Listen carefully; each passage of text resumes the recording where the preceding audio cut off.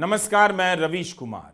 केंद्रीय परिवहन मंत्री नितिन गडकरी के बाद अब पश्चिम बंगाल की मुख्यमंत्री ममता बनर्जी ने वित्त मंत्री निर्मला सीतारमण को पत्र लिखा है। जीवन बीमा और स्वास्थ्य बीमा से जीएसटी हटाने और मेडिकल बीमा के प्रीमियम को नई टैक्स रिजीम में आयकर कानून के 80D और 80C में शामिल करने की मांग की है ताकि टैक्स से लोगों को राहत मिले। ममता बनर्जी ने अपने पत्र में मेडिकल बीमा पर 18% की जीएसटी को जन विरोधी बताया है और कहा है कि अगर इसे वापस नहीं लिया गया तो इसके खिलाफ सड़क पर उतरने की तैयारी की जाएगी। मेडिकल बीमा और जीवन बीमा पर 18% की जीएसटी अब राजनीतिक मुद्दे का रूप लेती जा रही है। गडकरी ने जब लिखा तो लोग बताने लग गए कि बजट पेश होने के बाद सरकार के भीतर से किसी भी मंत्री की तरफ से यह पहली आवाज उठी है। लोग तो इसके राजनीतिक मतलब भी निकालने लग गए कि 240 सीटें आने पर बीजेपी के भीतर बगावत हो रही है, लेकिन वो केवल एक रूटीन पत्र साबित हुआ। सब कुछ सामान्य चल रहा है। पत्र लिखकर नितिन गडकरी ने कुछ भी खास नहीं किया। रूटीन प्रक्रिया के तहत अपने क्षेत्र के बीमा संगठन की बात को वित्त मंत्री की तरफ बढ़ा दिया, हेडलाइन में छा गए, उसके बाद गायब हो गए। इससे इतना तो जरूर हुआ कि यह मुद्दा तहखाने से बाहर आ गया। आम आदमी, खासकर वरिष्ठ नागरिक, इस प्रीमियम से काफी परेशान है। 18% की जीएसटी के कारण भारत में स्वास्थ्य बीमा पर टैक्स की दरें दूसरे देशों की तुलना में सबसे ज्यादा हैं। वरिष्ठ नागरिकों को 1 लाख तक के स्वास्थ्य बीमा कवर के लिए औसतन 12,000 से 15,000 रुपए चुकाने पड़ते हैं। इसी साल जनवरी में confederation of general insurance agents association of India ने वित्त मंत्री से चिट्ठी लिखकर मांग की कि स्वास्थ्य बीमा अधिक लोग खरीद पाएं, समाज में सामाजिक सुरक्षा का दायरा बढ़े, इसलिए प्रीमियम के ऊपर 18% की जीएसटी घटा दीजिए, 5% तक ले आइए। पिछले 5 साल में स्वास्थ्य बीमा का प्रीमियम लगभग 2 गुना हो गया है, लेकिन इसका दायरा सीमित है। पॉलिसी रिन्यूअल भी औसतन 65 से 70% तक ही है, जिससे पता चल रहा है कि सामान्य बीमा धारक लगातार बढ़ोतरी के चलते प्रीमियम नहीं चुका पा रहा है। राज्यसभा में तृणमूल कांग्रेस के सांसद साकेत गोखले ने प्रीमियम का मुद्दा उठाया। She, like many other professionals living in our cities in India, she has to pay medical insurance premium every year. So what kind of a travesty is it that this government charges 18% GST on insurance payments? That for getting the basic right of healthcare that you pay premium for, you're charging 18% GST on that. लेकिन खबर चल गई कि गडकरी ने पत्र लिखा है। लगता है कि इस खबर में बीमा धारकों को जीएसटी से होने वाली परेशानी की कम चिंता थी। गडकरी के लिखने में सियासी मसाला ज्यादा दिख गया। गडकरी ने भी पत्र लिखने के बाद कुछ किया तो नहीं, बस चिट्ठी आगे बढ़ा दी और हेडलाइन में छा गए। इस प्रक्रिया को भी दर्शकों को समझना चाहिए। विपक्ष के सांसद सदन में और बाहर इसकी मांग कर रहे हैं कि आपने साकेत गोखले के बयान को उसी प्रमुखता से छपा हुआ देखा जिस प्रमुखता से गडकरी के पत्र के बारे में देखा था। आपकी कमाई तो बढ़ती नहीं, लेकिन टैक्स कब कहां से आपके गुब्बारे को खींचकर नीचे ले आता है पता नहीं चलता। जीएसटी को लेकर छपने वाली खबरों को देखिए। आयकर के अलावा इस टैक्स ने भी मिडिल क्लास से लेकर गरीबों की जेब में छेद कर दिया है। जनवरी 2023 में न्यू इंडियन एक्सप्रेस में एक रिपोर्ट छपी। ऑक्सफैम की रिपोर्ट है कि 50% जो सबसे गरीब लोग हैं वो 2/3 जीएसटी भर रहे हैं। कुल जीएसटी का 64% गरीब तबके से आता है और भारत के 10% अमीरों से केवल 3 से 4% जीएसटी आती है। मिडिल क्लास का हिस्सा 40% है, जबकि हाल ही में सरकार ने दावा किया कि जीएसटी से गरीबों को फायदा हो रहा है। घरेलू चीजें सस्ती हुई हैं, उनकी बचत बढ़ी है, मगर आंकड़े तो यही कहते हैं कि 40 साल में सबसे ज्यादा बचत में कमी आई है। यह बताने का मकसद है कि जीएसटी कब कहां से आपकी जेब में छेद करती है, आपको पता चलना चाहिए। ऊपर से आयकर तो भर भर कर दे ही रहे हैं उन पुलों को बनाने के लिए जो पहली ही बारिश में बह जाते हैं और संसद की इमारत चूने लग जाती है। लोगों की हालत यह है कि बीमा पॉलिसी का नवीनीकरण नहीं करा पा रहे हैं, क्योंकि 18% की जीएसटी से प्रीमियम महंगा होता जा रहा है।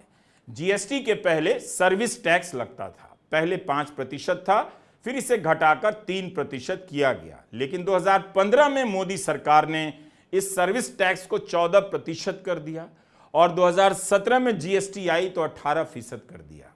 जनता की खुशी का ठिकाना नहीं रहा होगा उस वक्त। इतने साल गुजर जाने के बाद पब्लिक को अब याद आया है कि इसका विरोध करना है, बोलना है। मनोज सिन्हा जब रेल राज्य मंत्री थे, यह उस समय की खबरों की कतरन है। रेल राज्य मंत्री जीवन बीमा के अधिकारियों के संगठन के कार्यक्रम में कह रहे हैं वे वित्त मंत्री से जीएसटी का मुद्दा उठाएंगे। मनोज सिन्हा इस वक्त जम्मू कश्मीर केंद्र शासित प्रदेश के उपराज्यपाल हैं। भारतीय जीवन बीमा निगम में विकास अधिकारियों का एक संगठन है, national federation of insurance field workers of India. यह संगठन 2017 से ही 18% जीएसटी का विरोध कर रहा है। तब से लेकर अब तक सभी वित्त मंत्री और वित्त राज्य मंत्री को इस बारे में ज्ञापन दे चुका है कि 18% जीएसटी कम की जाए। इस संगठन के नेता दिवंगत वित्त मंत्री अरुण जेटली से भी मिल चुके हैं और मौजूदा वित्त मंत्री निर्मला सीतारमण से भी। इस खबर को आप एक लाइन में भी समझ सकते थे कि गडकरी और ममता बनर्जी ने पत्र लिखकर जीएसटी का विरोध किया, लेकिन एक लाइन की खबर से आप कुछ भी नहीं जान पाते।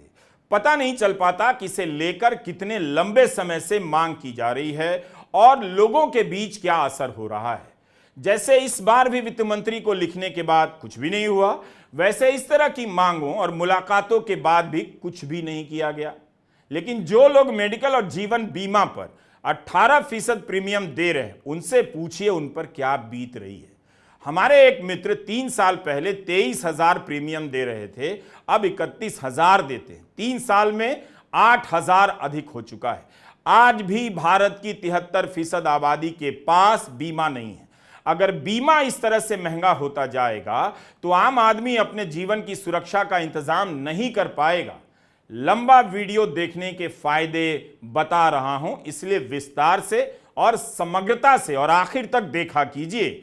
मिंट अखबार में सुमित बोहरा की रिपोर्ट है, इसी साल 27 जून को छपी है। इस रिपोर्ट में बताया गया है कि भारत में स्वास्थ्य के क्षेत्र में महंगाई की दर 14% है, जो बहुत अधिक है। ऐसे में स्वास्थ्य बीमा से जीएसटी हटाने या कम करने से लोगों को राहत मिल सकती है। लोग फिर से बीमा को रिन्यूअल कराने लग जाएंगे। इस महंगाई के कारण बीमा क्षेत्र का विस्तार नहीं हो पा रहा, क्योंकि कुछ ही लोग एक से अधिक बीमा खरीद रहे हैं और 73% आबादी के पास बीमा नहीं। वित्त वर्ष 2024 में भारत में स्वास्थ्य बीमा का सालाना प्रीमियम 1 ट्रिलियन रुपए को पार कर गया। भारत में यह 20.2% की दर से बढ़ रहा है। G20 देशों में सबसे तेजी से बढ़ता बीमा बाजार है भारत का। इसके बाद भी 73% आबादी बीमा की पहुंच से दूर है। प्राइवेट बीमा कंपनियों ने भी 18% जीएसटी का विरोध किया है, जीएसटी कम करने की मांग की है। तमाम खबरें आपको मिल जाएंगी।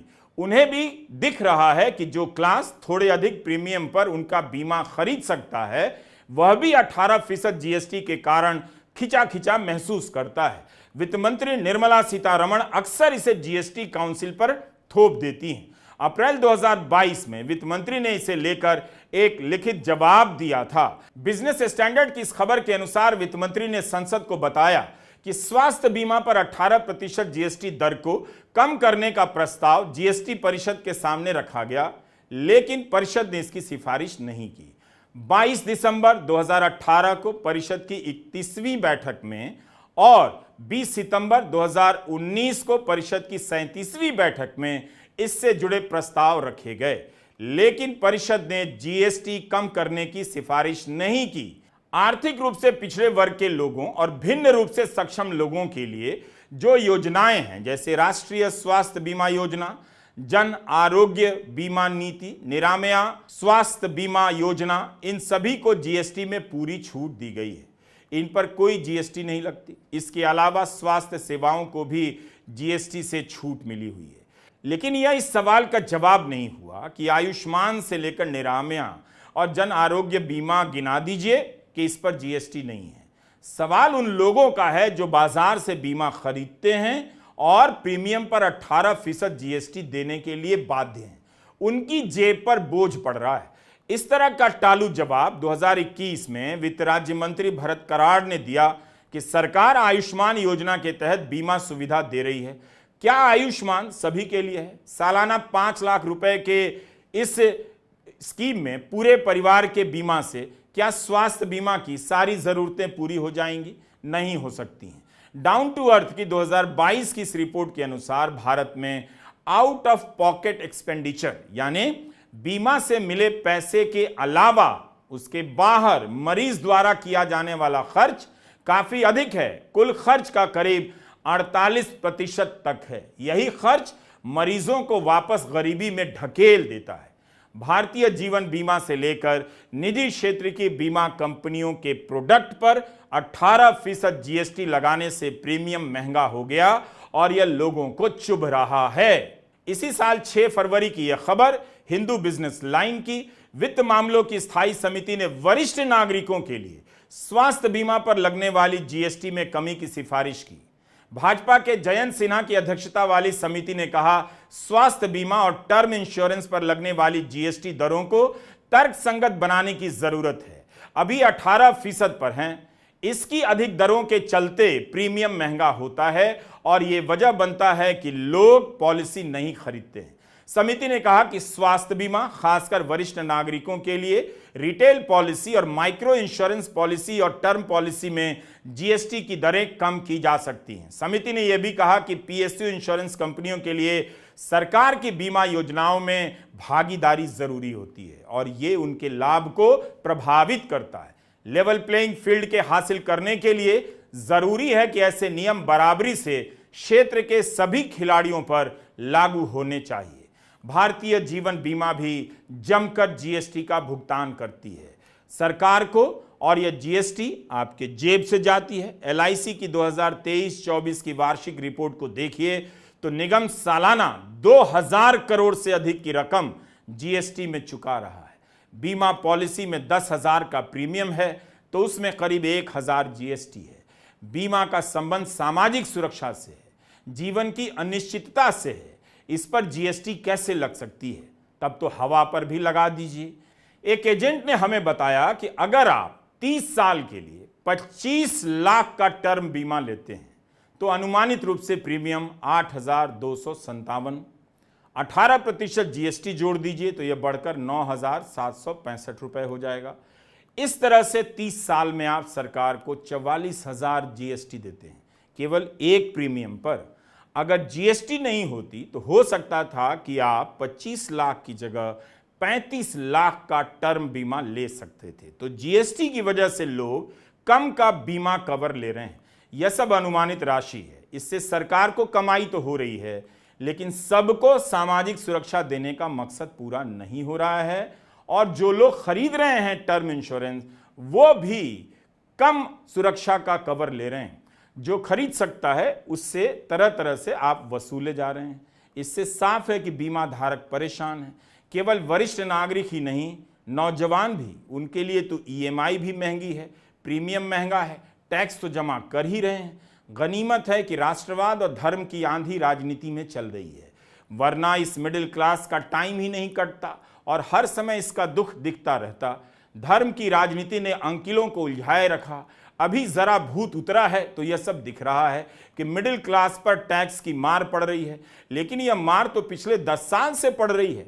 कहां गई वो खुशी कि हम 100 रुपया लीटर पेट्रोल भरा लेंगे मगर कुछ नहीं कहेंगे। अगर टैक्स से दर्द बढ़ गया तो मेरी एक राय है, मिडिल क्लास को सरकार से मांग करनी चाहिए कि जीएसटी खूब बढ़ाइए, 36% कीजिए, मगर हमें धार्मिक मुद्दे दीजिए, नफरत के मुद्दों की सप्लाई कीजिए ताकि हमारा नशा जो उतरा है फिर से चढ़ने लग जाए। यही नहीं, सरकारी बैंकों ने 3 साल में मिनिमम बैलेंस नहीं होने के कारण आम जनता की जेब से 5,000 करोड़ रुपए काट लिए। सरकार रेलवे में वरिष्ठ नागरिकों को मिलने वाली छूट बंद कर पैसे कमा रही है। 2022-23 में एक साल में ही 2,242 करोड़ सरकार ने कमाए हैं। यहां तक कि वेटिंग लिस्ट का टिकट कैंसिल कराने पर आपको घाटा होता है मगर सरकार की कमाई हो जाती है। इससे ही 3 साल में 1200 करोड़ से अधिक का फायदा हुआ है सरकार को। तो जब तक राजनीति में आप धर्म के मुद्दे को लाते रहेंगे, नफरत की राजनीति में अपने आप को झोंके रहेंगे, तब तक आपकी जेब से कितना भी पैसा कट जाए, मैं गारंटी देता हूं आपको पता नहीं चलेगा, क्योंकि आपकी बुद्धि ही नहीं बचेगी तो पता कैसे चलेगा। नमस्कार, मैं रवीश कुमार।